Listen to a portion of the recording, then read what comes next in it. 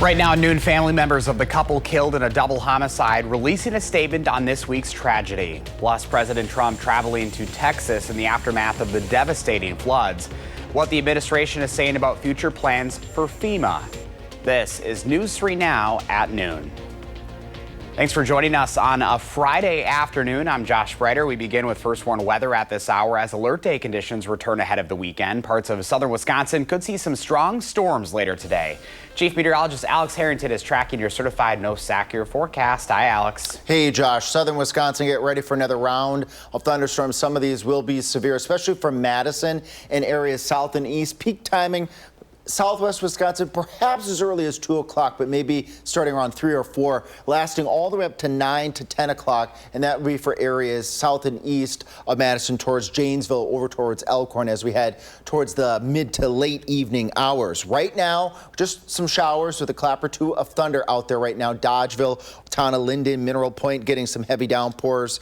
And as we zoom on out here, take note as we look off towards the south and towards the west, south and west of Dubuque, already a severe thunderstorm warning out over portions of northeast Iowa. And this is just a hint of things to come. We have a warm front that's south of the area, and that warm front is going to try to lift to the north. And as it does, it's going to bring a line of thunderstorms along it as the area of low pressure rides along that line, bringing those severe thunderstorms right up into southwest Wisconsin sometime between approximately 2 p.m. and let's say 5 p.m. Coming up in Maine weather, you're going to want to tune in a couple of moments. I'm going to track that whole line of thunderstorms moving through southern Wisconsin. That's in a few minutes when you see me next. All right, Alex, we'll see you later in the broadcast. Thank you. And you can track the forecast for yourself by downloading our First Warn weather app. It has hourly planners right there on your phone. Download it for free by searching WISC weather. Now to continuing coverage of the double murder in Middleton. The Dane County Medical Examiner's Office confirming the identities of the victims as David and Teresa Pabst. The sheriff's office says their 25-year-old son, James, shot them sometime after 9:30 Monday. He used a handgun he got legally. They say he left the scene and got all the way to Vernon County. That's where he killed himself during a standoff with law enforcement. Members of the Pabst family are now speaking out on the tragic news. They say, quote, "Our family, like so many others, was deeply impacted by mental illness. We are devastated to have lost our brother James to his debilitating illness. For those who have walked a similar journey yourself or with someone in your life, please don't give up. Please seek help," end quote. A reminder, if you or a loved one are in a crisis, there are resources available to help. You can call the National Suicide and Crisis Lifeline at 988. If you're calling 911, ask for a crisis intervention team officer. Right now, the Iowa County Sheriff's Office needs your help after a hit-and-run crash sent an adult and 3 children to the hospital. It happened around 1:45 this morning on eastbound US 18, 151 outside of Ridgeway. The Sheriff's Office says a semi struck a silver van. The children inside the van are all under the age of 5. All 4 were taken to the hospital and have been released. Anyone with information about this hit-and-run is asked to call 608-930-9500 and then hit extension 2. Happening now, flags are flying at half-staff in Wisconsin to honor a Milwaukee police officer killed in the line of duty. Hundreds of law enforcement from across the country are attending the funeral today for Officer Kendall Corder. The 32-year-old died last month while responding to a call in what witnesses describe as an ambush. Another officer is still recovering from his injuries. The 22-year-old suspect, Tremaine Jones, faces several charges, including first-degree intentional homicide. His preliminary hearing is set for July 18th. This afternoon, a 4-year-old child is dead in Milwaukee after being shot on the city's far north side last night. No word right now on what led up to that child being shot. Police say the investigation is ongoing, but added they are not looking for suspects. A barn in Columbia County is a total loss this afternoon after a large fire. Fall River Fire responded to the town of Otsego early Thursday morning. When they arrived, they found a barn on fire. The fire department says the barn and another building are a total loss. There were no animals in the barn and no one was injured. Happening today, Mercy Health Management and the Nurses Union are set to meet. Nurses at the Janesville Medical Clinic have been on strike since last Wednesday. The union representing the nurses says the strike will continue until a deal is reached. Nurses say they are demanding wage increases, citing inflation as a significant factor. Mercy Health says they plan to implement a strategic plan to continue providing care to patients during the strike. We are working to find out the exact time this meeting will take place and continue to provide updates online or on our Channel 3000 mobile app.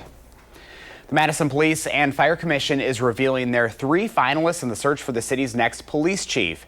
They are Acting Police Chief John Patterson, Milwaukee Assistant Police Chief Stephen Johnson, and Madison Police Captain Stephanie Drescher.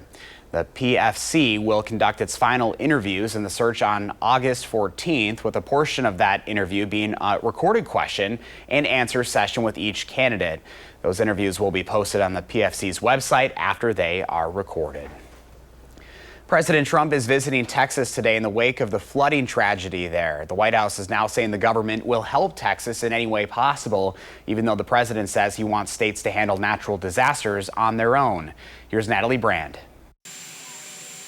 President Trump and the First Lady headed to Texas to tour the flood devastation and meet with first responders and families of victims. It's a horrible thing.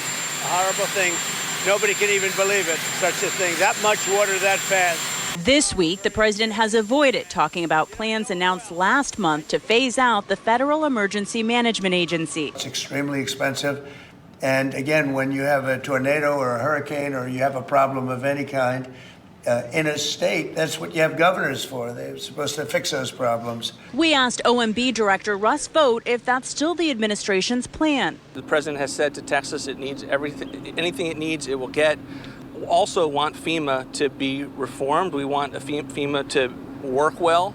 And, the president is going to continue to be asking tough questions of all of his agencies. The Trump administration also continues to send out tariff letters this week, with one now out to one of the largest trading partners, threatening a 35% levy on Canadian goods. Prime Minister Mark Carney on social media said the Canadian government has steadfastly defended our workers and businesses. We will continue to do so as we work towards the revised deadline of August 1st. The baseline will take effect the 1st of August, but obviously, as the president's made clear, there are opportunities for adjustments based on arrangements that could be made between now and then. Amid global trade tensions, Secretary of State Marco Rubio met in person with his Chinese counterpart for the first time. I thought it was a very constructive and positive meeting. Rubio said the odds are high that President Trump and Chinese President Xi Jinping could hold face-to-face talks soon. Natalie Brand, CBS News, the White House. President Trump has also issued tariff threats against Brazil because he says the country has treated their former president unfairly. Right now, there are several ways for you to donate and support the affected communities of the Texas floods. You can scan the QR code on your screen, which will take you to the Kerr County Flood Relief Fund. We have an article on channel3000.com listing other donation pages for those who want to contribute to those relief efforts. Coming up next on News 3 Now at noon, what big names in candy and cereal plan to join forces, plus why Walmart is recalling thousands of water bottles.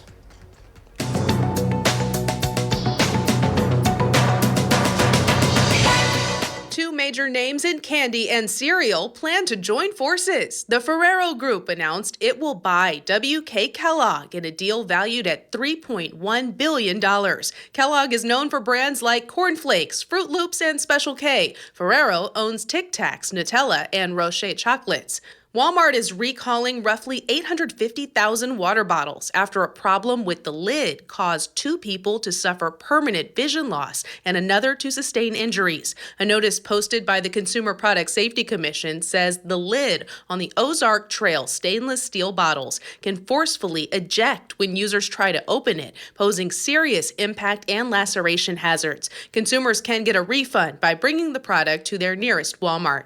And 2 job search and employee review firms, Indeed and Glassdoor, say they plan to cut roughly 1,300 jobs as their parent company embraces artificial intelligence. In an email to employees, the CEO of Japan-based Recruit Holdings said that AI is changing the world and that the company must adapt accordingly. That's your CBS News Money Watch report. For more, log on to cbsmoneywatch.com. At the CBS Broadcast Center, I'm Jesse Mitchell. Here's a look at the stocks at the noon hour. The Dow's down 301 points, NASDAQ up 17, and the S&P 500 down 18. Our Call for Action volunteers are in the building taking your consumer complaints and taking action on your behalf. Remember, you can call for action at 608-270-2833 or submit a claim anytime at channel3000.com/call for action. Pam has the farm numbers next, and Alex returns with the weekend forecast. And later on Live at 4, tips for borrowers amid uncertainty about student loan programs. Welcome back. Let's check in now with Pam Yankee for the Midwest Farm Report. Pam, you got that Friday feeling? I know I do. I do. And in fact, this story is for you, Josh. I thought about it yesterday after we got done with our little exchange. We talk about how we've got maps in Wisconsin to find our cheesemakers, maps to find our beer. Here's the way to find Wisconsin ice cream. The Gather Wisconsin, folks at Wisconsin Farm Bureau Federation have come up with this unique way of finding at least 20 ice cream shops that you might otherwise miss.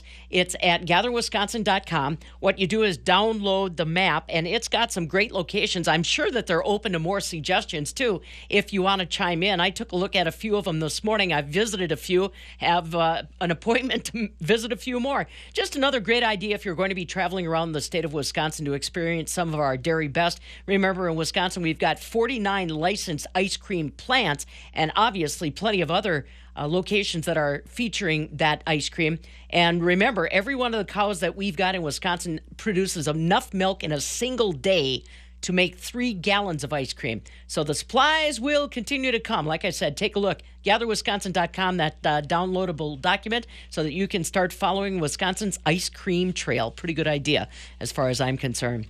Another idea, the Trump administration announced yesterday that they are going to file a lawsuit in the lawsuit against the state of California over the state's actions to limit consumers to only cage-free eggs. This is Proposition 12. It's something that agriculture has been working around and over for the past couple of years.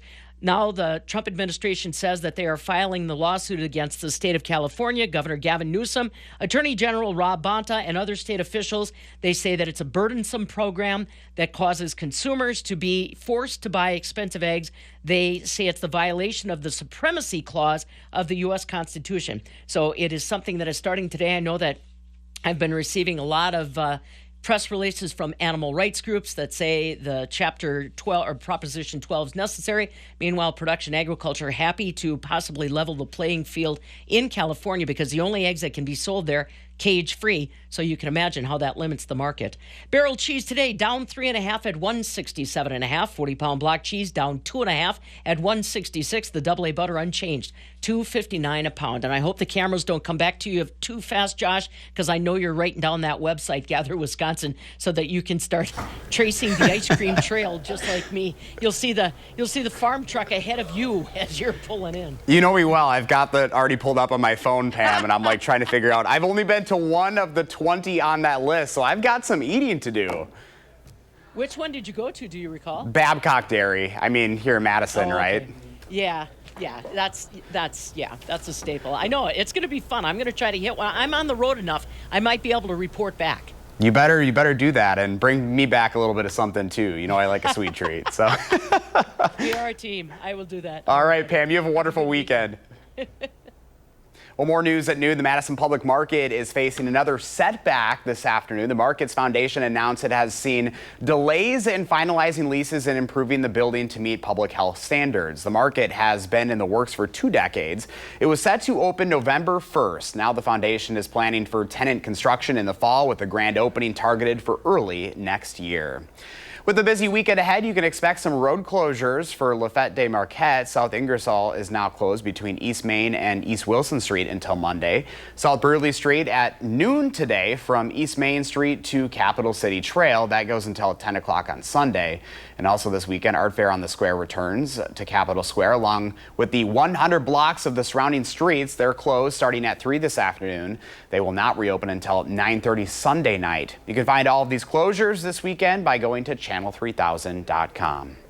All right, now back to those alert day conditions in the forecast. Chief Meteorologist Alex Harrington is here tracking it all for us. Hi, Alex. Hey, Josh. Southern Wisconsin, especially folks in southwest Wisconsin, that's just in moments ago from the National Weather Service. They're in conversation with the Storm Prediction Center, very likely going to issue a severe watch. We don't know if it's going to be a severe thunderstorm watch or tornado watch, but that will very likely include parts of our area, very likely parts of southwest Wisconsin as part of our alert day breakdown. Madison area south and east and south and west towards the Platteville area as well. Rough timing, 2 p.m. as the onset, all the way up to 9, 10 o'clock, when I think the peak here is largely going to be in that 5 p.m. to, let's say, 8 p.m. time frame. So let's move through this area of showers and thunderstorms right now in Iowa County. This is just the heaviest batch of showers that are out there right now, but more is coming in from the south and from the west. South and west of Dubuque, we have a couple thunderstorms that are going to start to move up into southwest Wisconsin, but this is not the main show. The main show starts around 2, 3, 4 o'clock in far southwest Wisconsin. As we march towards 5 o'clock, Platteville, Lone Rock, Boscobel, a line of thunderstorms moving in. As we move towards 6 o'clock, that line makes it to Madison with an additional line stretching out to the west from, let's say, Fenimore to Platteville. As we move further into the evening, towards 7, 8 o'clock, this whole cluster develops with leading lines of thunderstorms stretching from Juneau down towards, let's say, Elkhorn, and then another line from Madison stretching down towards Janesville. On the leading edge of these lines of thunderstorms, damaging winds and brief spin-up tornadoes are certainly not out of the question here. And by 10 o'clock, everything is off towards the east. And a heads up here as we head into Saturday, a final cold front's going to come through, but I have some good news here as we go into the afternoon hours. As that front comes through, it may come through largely dry with better chances off towards the east, Lake Michigan and the state of Michigan getting thunderstorms on Saturday. Right now, that best threat for severe weather, or highest threat, I should say, Wisconsin River Valley, Madison, right along the I-94 corridor, down towards the Wisconsin-Illinois border, stretching from, let's say, Dubuque over to Darlington, Monroe, Janesville, Elkhorn, maybe as far north as Jefferson. That is that level 2 out of 5 risk where we start to see scattered severe thunderstorm activity. Highest threats are gusty winds, damaging winds in excess of 60 miles per hour. These storms are going to likely very likely will produce very heavy rainfall as well. Can't rule out some large hail, and we can't rule out a brief spin-up tornado or two or a couple on the leading edge of these lines of thunderstorms expected this afternoon. Tonight, things will eventually quiet down, but it'll still stay on the muggy side in the upper 60s to right around 70. And that chance of thunderstorms will be best east of Madison, east of I-39 Saturday afternoon as that cold front finally sweeps through with temperatures right up around 80. As we head towards Sunday, sunny skies return. We dry out, we turn less humid, but then we crank that AC back on again by Monday going on into Tuesday, turning warm and humid at that point in time with more showers and thunderstorms Tuesday, Wednesday, and Thursday of next week. But have all modes of severe weather communication available this afternoon. First One Weather app. All you got to do is search WISC Weather, channel3000.com. We have our live Channel 3000 stream with latest weather forecasts and also our newscast coming up at 4, 5, 6, 9 on Fox and at 10, and always have that NOAA weather radio handy. We'll be watching it all afternoon, and we will break in as warranted if we get any severe thunderstorms. Hopefully not, but the chance is high. All right, Alex, we know you guys are all on top of it. Thank you very much. Up next, Howard's working on a perfect summer drink in the Mr. Food Test Kitchen. Craving a homemade dessert, but you don't want to turn on your oven? We've got just the thing, and boy, is it good. From reading your Facebook posts and comments online, I know that most of you are looking for homemade tasting desserts this time of year, even though you don't want to turn on your ovens. So with that in mind, what do you say we whip up a fresh tasting homemade ice cream bar that's irresistibly good? We start by placing some store-bought lemon sandwich cookies in a food processor and chopping them until they're coarsely crushed. You may need to do this in batches. Then we stir in some melted butter.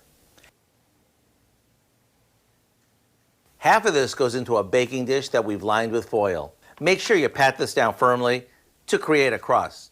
As for the filling, we mix some softened vanilla ice cream with a bit of lemon juice and lemon zest and give it a quick stir. Then we swirl in some blueberry preserves and layer this over our cookie crust. Now we'll firmly press the rest of the crumb mixture onto the top and into the freezer it goes. Once it sets up, remove the foil, cut it into squares, and it's ready to serve. There you have it. perfect homemade ice cream sandwiches that are brimming with lemon and blueberries. To get the step-by-step recipe for our blueberry lemon ice cream sandwiches, all you have to do is visit our website. I'm Howard with Kelly in the Mr. Food Test Kitchen, where today we found a sweet no-bake way for you to say, ooh, it's so good. Here's Alex with the final check of the Alert Day forecast. Josh, southwest Wisconsin right now, showers and a couple rumbles of thunder, but this is not the main show. Thunderstorms will break out as we head towards the late afternoon hours and as we get towards the early evening hours. Take note of this line of thunderstorms expected to move across southwest and then into south central Wisconsin. All hazards are possible with this line of storms, strong winds, hail, and a couple of brief isolated tornadoes. I'll be here and Blaze will be here. We'll cut in as necessary this afternoon and stay safe. All right, Alex, thank you. Thanks for watching News 3 Now at noon. Coming up next is The Bold and the Beautiful. Our next newscast is coming up at 4, and you can always find us streaming 24/7 on Channel 3000+. Have a great afternoon.